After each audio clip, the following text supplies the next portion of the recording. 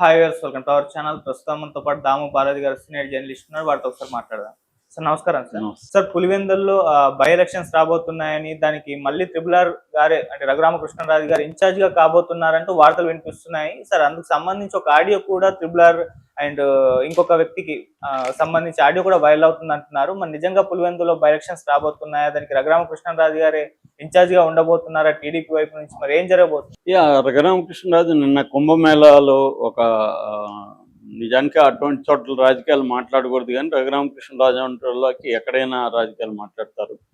So ఆయన రాజకీయాలు మాట్లాడాడు. అందులో ప్రధానంగా ఏంటంటే పులివెందులకి నేను ఇన్ఛార్జిగా ఉంటాను, ఉప ఎన్నికలు రాబోతున్నాయి, నేను ఇన్ఛార్జిగా ఉంటాను అన్నాడు. యాక్చువల్గా ఆయన పులివెందుల ఇన్ఛార్జ్ అయిన బీటెక్ రవితోనే కలిసి వెళ్ళాడు అక్కడికి. అంటే ఏదో ఒక ప్లాన్ జరుగుతున్నట్టుంది. ఎందుకంటే ఇప్పుడు రఘురామకృష్ణరాజుకి ఈ ప్రభుత్వం పట్ల కొంత అసంతృప్తి ఉంది. తులసిబాబు విషయంలో, తులసిబాబు అంటే ఇతని గుండెల మీద ఎక్కి తొక్కి ఇతన్ని హింసించిన వాళ్ళల్లో ఒక సివిలియన్ అన్నమాట. తులసిబాబు పోలీస్ కాదు, అయినా కూడా అతను ఈ సిఐడి ఆఫీస్కి వచ్చి చేశాడని. అట్లాగే ఈ తులసిబాబు కోర్టులో సిఐడి తరఫున లీగల్ అడ్వైజర్గా ఉన్నాడు. అందుకని అతనికి 45 లక్షలు ఇచ్చారనేది కూడా ఆయన బయటికి తీశాడు. సో తులసిబాబుని సస్పెండ్ చేయలేదు ఇప్పటి వరకు తెలుగుదేశం ప్రభుత్వం. అతని మీద పొలిటికల్గా ఏమి చర్య తీసుకోవట్లేదు, కేవలం కేసు పెట్టారు, అరెస్ట్ అయినాడు, జైల్లో ఉన్నాడు, బెయిల్ కూడా ఇవ్వలేదు అతనికి. సో అది సరిపోదన్నమాట. రెండోది ఏంటంటే సిఐడి అధికారులుగా ఉంటున్న సునీల్ కుమార్ కావచ్చు, తర్వాత ఎస్ఐబి పిఎస్ఆర్ ఆంజనేయులు కావచ్చు, ఇలాంటి వాళ్ళని కూడా ఇప్పటివరకు అరెస్ట్ చేయలేదు. సో ఇదంతా ఆయనకు అసంతృప్తి అయితే ఉంది. కాకపోతే ఏంటంటే తన అసంతృప్తిని గతంలో జగన్ మీద మాట్లాడినట్టు రెబల్ అయితే ఇక్కడ ఆయనకి పప్పులు ఉడకు. ఎందుకంటే గతంలో అంటే తెలుగుదేశం మీడియా తను హైలైట్ చేసింది కాబట్టి తెలుగుదేశానికి అవసరం ఉంది. ఇవాళ వైసీపీ మీడియా తను పట్టించుకోదు. కాబట్టి ఇతను ఒకవేళ రెబల్గా మారినా ఇతను అనామకుడు మిగిలిపోతాడు తప్ప వేరే ఇది లేదు. అతను తెలివైనోడు. 7 రాష్ట్రాల్లో ఆయనకి వ్యాపారాలు ఉన్నాయి, సిబిఐ కేసులు ఉన్నాయి, సో బ్యాంకులకు ఎగవేతల కేసులు ఉన్నాయి, అనేకం ఉన్నాయంటే ఆయన మామూలు వ్యక్తి అయితే కాదు. కాబట్టి ఆ మాత్రం ఐడియా ఆయనకు ఉంటుంది. అందుకని ఆయన ఇప్పుడు ఏం చేస్తున్నాడంటే ఆయన ఒక ప్లాన్ వేశాడు. అదేంటంటే జగన్ని సస్పెండ్, అంటే అసెంబ్లీకి 60 రోజులు వరుసగా రాకపోతే without prior permission or applying leave, so అతను డిస్క్వాలిఫై అయిపోతాడు ఎమ్మెల్యేగా. డిస్క్వాలిఫై అయిపోయినప్పుడు ఉప ఎన్నికలు వస్తాయి. ఉప ఎన్నికలు వస్తే తాను వెళ్ళి అక్కడ ఇన్ఛార్జిగా ఉండి తాను జగన్ క్యాంటీగా మాట్లాడి అతన్ని కానీ ఓడిస్తే తనకు ఆ క్రెడిట్ వస్తుంది. అది తను వేస్తున్న ప్లాన్. మరి జగన్కి తెలియదా? జగన్కి తెలుసు. మరి జగన్ దీన్ని ఎలా ఎదుర్కొంటాడని చూడాలి. అసలు ఇలాగా 60 రోజులకి రాకపోతే డిస్క్వాలిఫై చేయొచ్చా అనే దాని మీద రకరకాల భిన్నాభిప్రాయాలు ఉన్నాయి. కాన్స్టిట్యూషనల్ ఎక్స్పర్ట్ల మధ్యలోనే చాలా భిన్నాభిప్రాయాలు ఉన్నాయి. అది పార్లమెంట్లో సాధ్యం కానీ అసెంబ్లీలో సాధ్యం కాదనేది ఉంది. గతంలో చంద్రబాబు వెళ్ళిపోలేదా అలాగా ఇవన్నీ మాట్లాడుతున్నారు. ఇప్పుడు మన కేసీఆర్ కూడా ఉన్నాడు. సో ఇలాగా ఉన్నారు. అది ఫైనల్గా ఒకవేళ చేసినా కూడా జగన్ కోర్టుకు వెళ్తాడు. అది అంత ఈజీగా అయితే తేలదు.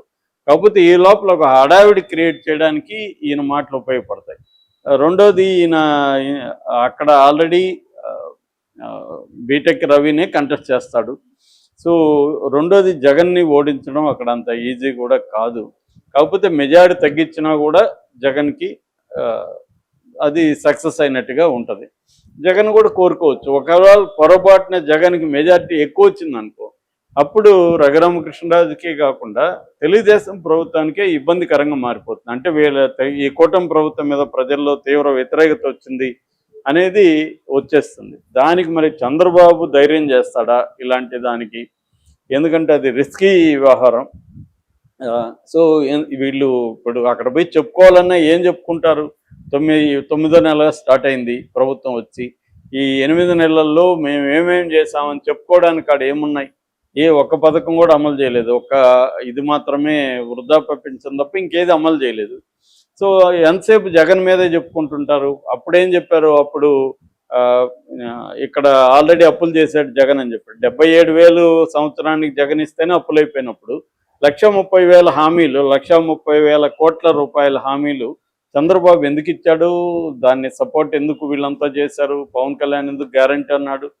ఇప్పుడు వాళ్ళు ఎవరు నోటి మాట రాకుండా జగన్ అప్పు చేశాడు కాబట్టి మేము చేయలేకపోతున్నాం. మరి అప్పు చేసింది అంతకుముందు తెలీదా 40 ఏళ్ళ ఇండస్ట్రీలో ఉంటున్న చంద్రబాబుకి అనేది ఇప్పుడు ప్రధానంగా విమర్శ. అందుకని నాకు తెలిసి చంద్రబాబు ఆ ధైర్యం చేయకపోవచ్చు.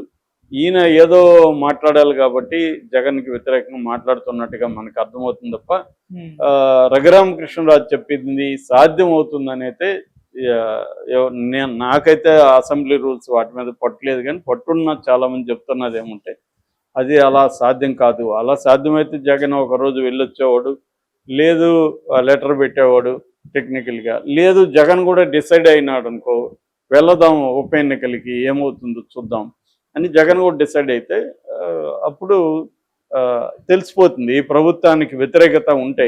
ఓన్లీ రఘురామకృష్ణరాజు చెప్పడం వల్ల పులివెందుల ప్రజలంతా జగన్ ఓడిస్తారని నేను అనుకోవట్లేదు. ఎందుకంటే రఘురామకృష్ణరాజు గురించి పులివెందుల ప్రజలకి కొత్తగా తెలియాల్సిన ఆల్రెడీ తెలుసు. ఈయన ఇప్పుడు జగన్ గురించి కొత్త విషయాలు ఈయన ఏం చెప్తాడు, ఆయన 4 ఏళ్లుగా చెప్పింది అరిగిపోయిన రికార్డులు అనేక సార్లు అరిగిపోయినాయి. అవి కొత్తగా ఇప్పుడు ఏమి ఈయన అక్కడ పులివెందుల ప్రజలకు తెలియని విషయాలు ఈయనేం చెప్పబోతున్నాడు. కాబట్టి రఘురామకృష్ణరాజుకి ఆయనకున్న ఒక కండిషన్ ఏదైతే ఉందో, అంటే ఈ ప్రభుత్వం తను చెప్పినట్టు చేయట్లేదు కాబట్టి జగన్ను ఓడించి తన స్టేచర్ని దీంట్లో పెంచుకుందాం అనేది ఆయనకు ఉండొచ్చు. ఆయనకు పోయేదేం లేదు, జగన్ ఓడినా గెలిచినా ఆయనకు పోయేదేం లేదు.